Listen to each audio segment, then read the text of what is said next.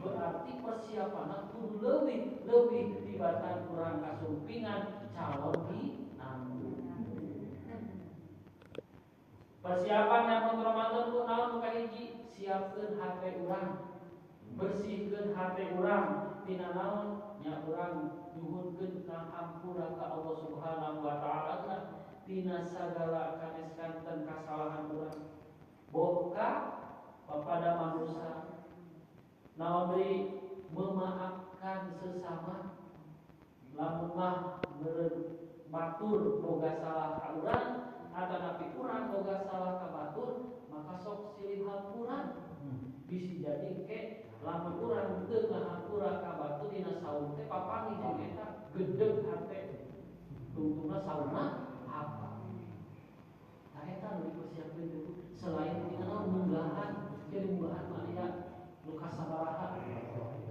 Kadang-kadang munggahan aya part 1, part 2 cenah part 3 ka mana.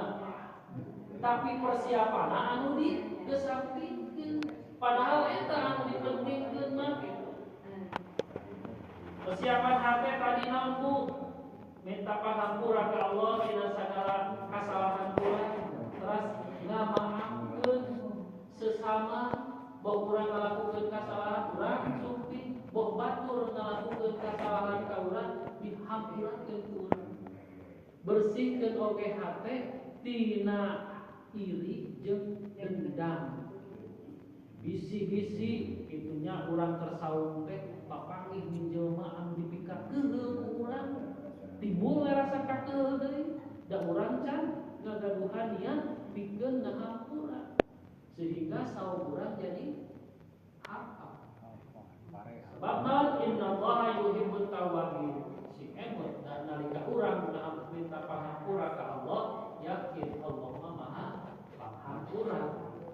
Contoh nyata Bu, anu urang baris janten naon emutan yen satu acan sasi Ramadan mah urang teh kedah ngadamaikeun diri urang. Boh jeung dulur urang, boh jeung tatangga urang, boh jeung saudara-saudara urang, nya boh jeung pasangan urang gitu. Nya terus Bu, suami istri kan sok aya wae kitu nya. Pakolentang we di bumi teh gitu. Tah dina sasi sauma urang silih hampura.